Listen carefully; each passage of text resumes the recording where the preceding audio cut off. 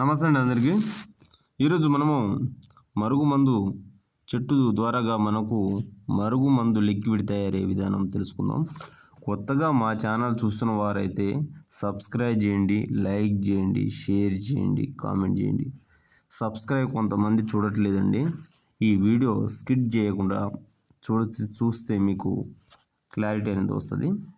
ఈ మందు చెట్టులు ఆకులు అనేది మనకు లిక్విడ్లో కలిసి మొక్క ప్లస్ వీటి కాయలు ఉంటాయండి. వీటి వేర్లను కూడా దీన్ని లిక్విడ్లో కలవడం జరుగుతుంది.